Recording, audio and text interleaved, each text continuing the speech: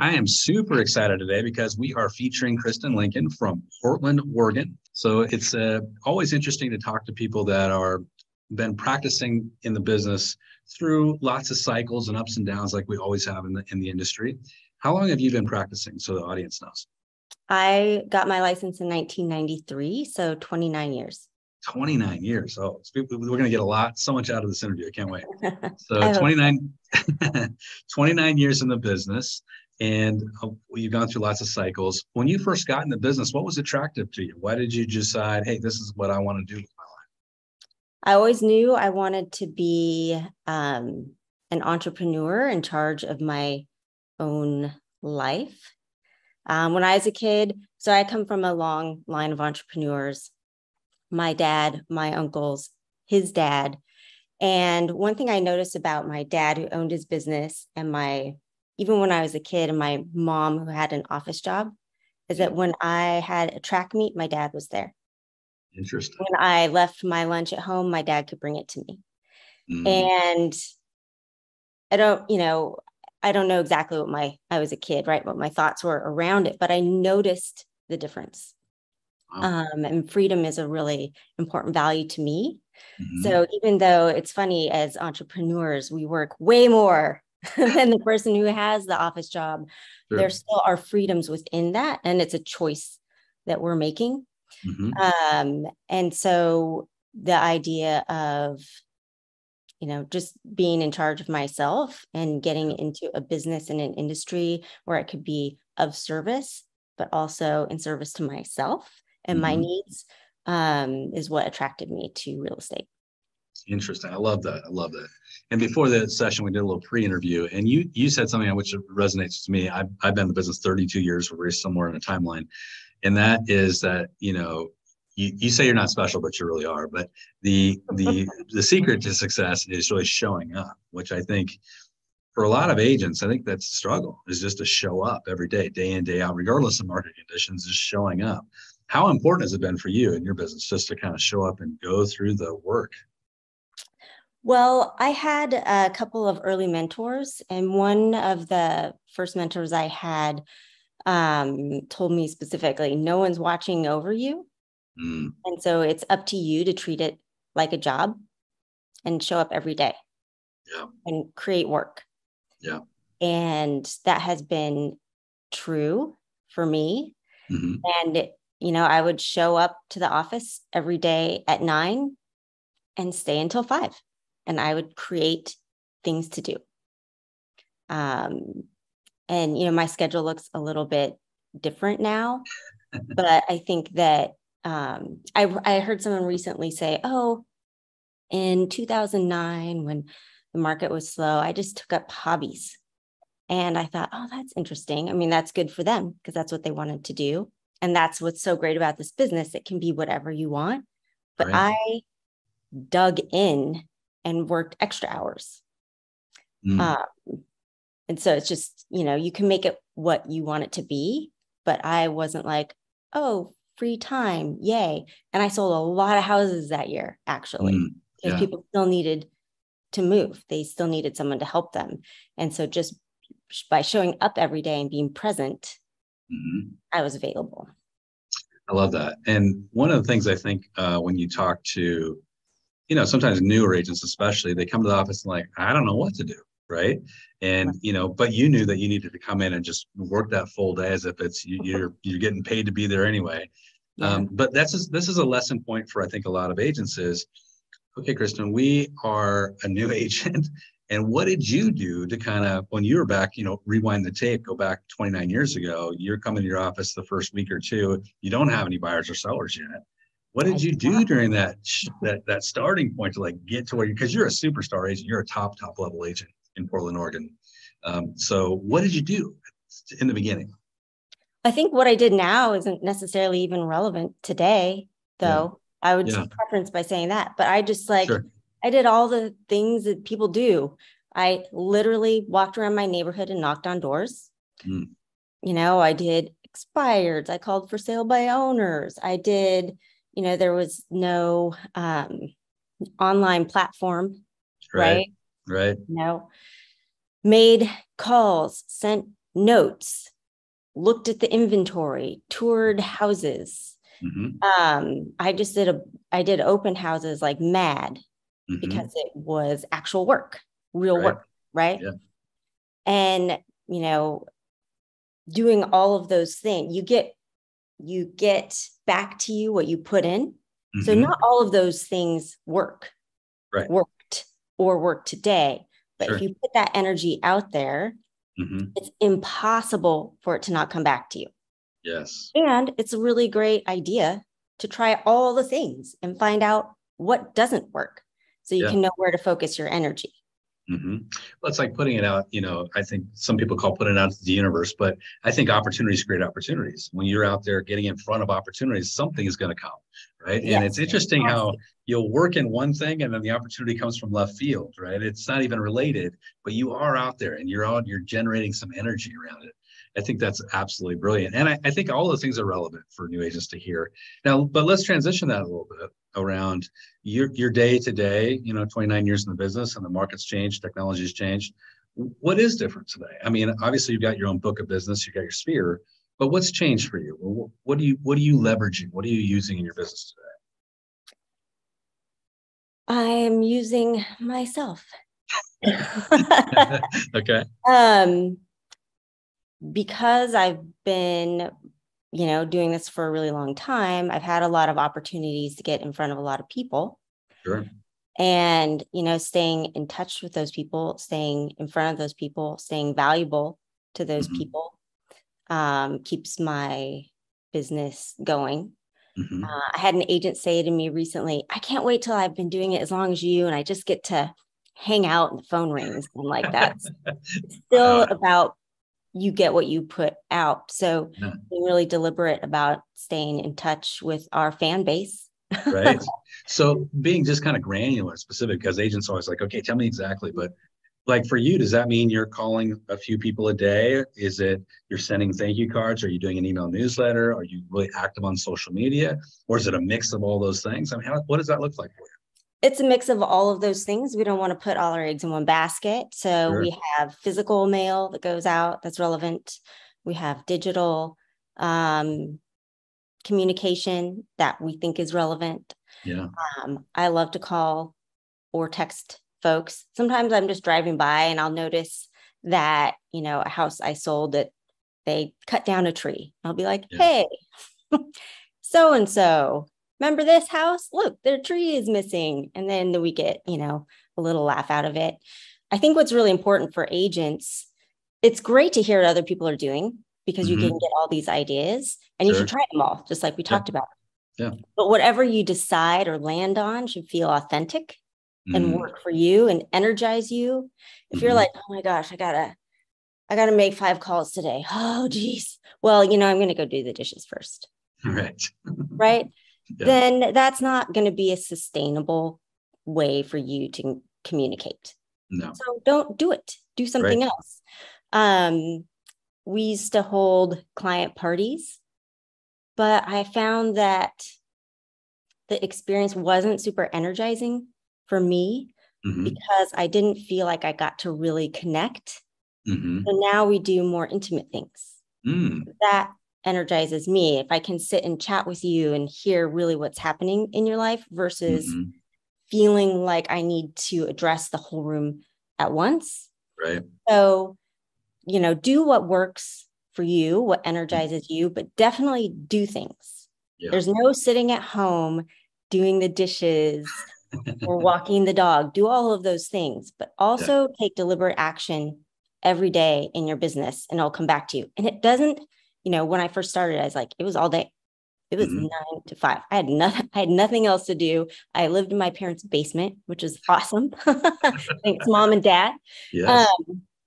But I feel like if you are really focused and deliberate, it doesn't have to be all day for it to come back to you. So just find what energizes you and works and do that to connect with people who know and trust you and would value your help and advice. I love it.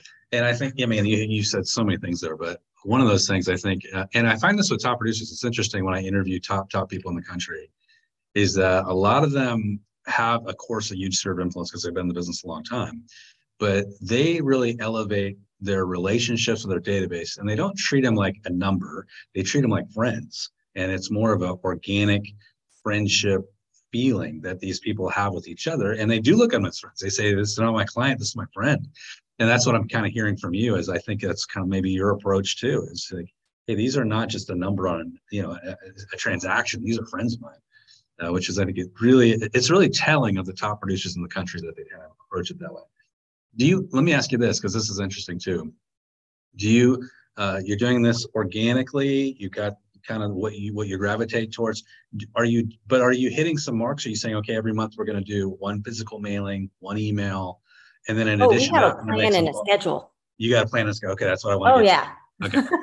So it's not just like I fly by night. It's like you got a plan. No, fly by night is not going to happen. Right. So we have a plan and a schedule, and then we have team members assigned to executing those things. Love it. So everything is, we control all the things about our business that we can control. Yeah. So that the things we can't control, we are well positioned to manage. Love it. So with that, let's talk about social media for a minute. What's your involvement? Are you really into social media? Are you doing video? Are you not doing any of that stuff? That's not your gig? Okay. It's not my thing. Okay.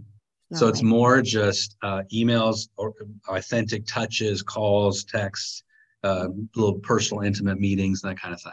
I love it. Yeah. Well, and that's what people really crave now, especially after COVID. People crave human connection. So I think it's really even more important than ever. So that's really great. What is your business mostly listings, mostly buyers? Is it an even mix? What's it look like? We shoot for 50-50 because buyers become sellers. Yes. And, sellers are buyers. And it also keeps us balanced. We understand what buyers are looking for, and we can share that with our sellers when we're helping them get their home ready for sale. We can help our buyers craft really smart offers because we sit at the table with sellers and present offers. Yeah. And we hear their feedback. So that keeps us well balanced and well positioned to serve our clients well. Also, as the market ebbs and flows, a couple months ago, everyone's like, I don't want any more buyers. And I was like, well, we'll take them. Yeah, for sure. We don't care that it's hard. Yeah. That's just us bringing more value. And the market is going to shift. It's always going to shift. It's never going to be just this or just that. Right. And now people are like, man, I wish I had buyers. So, keeping it even positions your business to be strong and also positions you to better serve your clients. Yeah, I can't agree more. As a top agent, I got a question for you. I'm imagining that a lot of your business is coming from word of mouth, friends referring friends and that kind of thing. And you're probably getting some organic business as well. But when you meet a client for the first time, they coming into you to meet you or one of your team members, are you walking them through a set process every time? Like, hey, we just want to walk you through kind of how our team works or how we work. Is that how it looks? Are you using a visual presentation? How are you approaching kind of that first meeting? And this is always an interesting question for especially newer agents. Yeah, the first meeting is just about what is important to them and what they want to hear about. Gotcha. Right. I don't want to go in with a presentation and be talking for 20 minutes about something they don't care about. Right. So we sit down and say, tell us what your needs are. How can we help you? How can we serve? How can we be of service? What are your concerns? And we just let them drive it.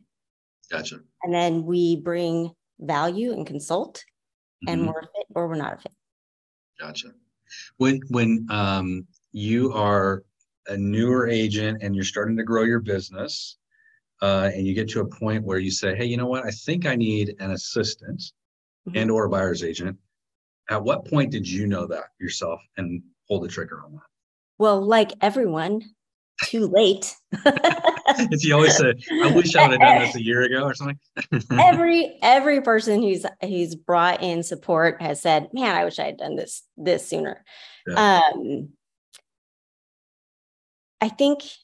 I mean, it's going to be different for everyone. Sure. So I don't exactly know how to answer that. I know agents who are selling, really high volume Mm-hmm. who barely have help. Yeah. Most of them aren't super stoked No, about not it. very happy. Yeah, I mean, it takes a lot, but certainly it's really smart to Mm-hmm. look at your business regularly Mm-hmm. and identify the things that de-energize you. Yeah. And the sooner you can get those off your plate, the better, and the Mm-hmm. better agent you're going to be, and the better your clients are going to be served. Mm-hmm. A lot of folks get nervous about bringing in support, but it's not like getting married. That's a really good point. I love that. You know, if it doesn't work, you part ways. Yeah. If you're paying someone a salary, you don't have to pay it all at once. You get Mm-hmm. to pay it every month. Mm-hmm. And if at any time it's not working, again, you can go different ways. So, my advice to anyone out there who's thinking about getting some help and support would be just, to go to the leadership in your company and talk it out. There's so many ways to structure it. There's so many options. It's super easy. So as a team leader yourself, because you have a couple of buyer's agents you're working with and an admin, and this is an interesting question for team leaders. Are you, at this point in your career, are you doing most of the listing side of it? Are you still working with buyers as well? Or are you giving all your buyers to your buyer's agents? My buyer agents take the lead Mm-hmm. on hunting down the houses and working those transactions. Yeah. I found that if everyone's really clear on what their job and role is, that the job will be done more effectively. Yeah. So we try not to get into each other's jobs too much. Mm-hmm. I'm the listing agent, and they, take the buyers and go. Yeah. So you have the standard that you set for yourself, and you were really clear about it. I need to show up every day, and that's my job. I got to do that. And you have time off and all that stuff, of course. With your buyer's agents, same standard. You say, hey, I expect you to show up every day and work 9 to 5. Not physically necessarily to an office, but showing up where they're working. Is that the same standard you have for them? Their job is to meet their expectations of getting their job done awesomely. Yeah. And they get to decide how they do it. Gotcha. Okay. So I don't micromanage anything about their schedule. Yeah. As long as everyone is executing their job and serving the client to the highest level, then they get to do what is natural to them in their flow, because their work will be better. Gotcha. That's a hard place, I think, for a lot of people to get. It's like the letting go. People want to say, okay, I'm going to have a buyer's agent, and this is how you do it, and at this time. But my perspective, and everyone has their own perspective, my perspective is that's going to get in the way of them being naturally awesome at their job. Mm-hmm. Well, I think too, you got to give up control to grow capacity, right? And the hardest thing for team leaders is to give up control. And when you give up control, you actually grow everybody's ability to grow their income and have more fulfillment. So I think you're right. You're spot on. It's just right on the money. Great advice. So when you are also a mentor and a coach, obviously to your own team and probably to many others in the community, as a mentor and a coach to these folks that maybe have a moment of, hey, man, I'm not feeling 100%, about my business or life or what the market or whatever. How do you coach them through that? How do you get them kind of through that lull? Because you've been doing it 29 years. We've all experienced it. How do you get them out of that cycle, that mental cycle? Well, mindset's everything in life, about everything, right. Work and life and relationships and everything. So, if somebody's feeling stuck, that just is a message that there's something that could be better. Yeah. So don't wallow in it, right?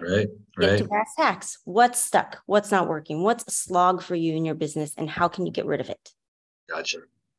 How can you do more of what energizes you and brings your natural talents to the table, and less of what doesn't?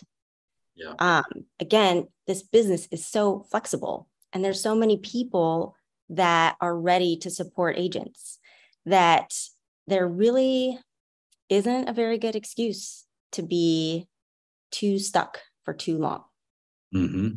So you said it a couple of times, delivering awesomeness to your clients and having like an awesome experience. So I'm sure that, there's a reason why you're here. There's a reason why you were selected. You're delivering raving fan level service. What does that mean to you, though, in terms of, I want my clients to just feel like they got a wow experience? I mean, how do you make that happen? And what does that look like for you? Well, I think it looks different for every client. Yeah. We identify what their goals are, and then we help them, guide them there with vigor and excellence. We show up. We're responsive. We're always positive. We never call our clients and say, I have bad news. Interesting how many agents do for that. Everyone. Okay, we've met a challenge. Here's what we're going to do. Strong leadership and just being their cheerleader.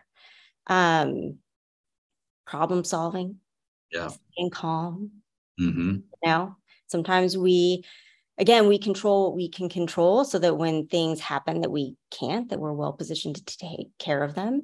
And, we let our clients know there are going to be maybe things that pop up. Maybe your transaction will be perfectly smooth, and that's what we're going to be shooting for. And if problems arise, we're right here with you. Right. And we haven't done everything, but we've done a lot. And our bag of tricks is pretty big. So whatever comes our way, we'll tackle it together. And that's really where you earn people's trust, and you earn their kind of lifelong referrals, is when you deliver on those challenges. And you're truly an advocate, which is what I'm hearing from you, is advocacy and really being a problem solver, which is the reason why people hire us to begin with. I think the thing I read recently is that the top 3 reasons why buyers and sellers hire realtors is their negotiation skills, helping people through that process.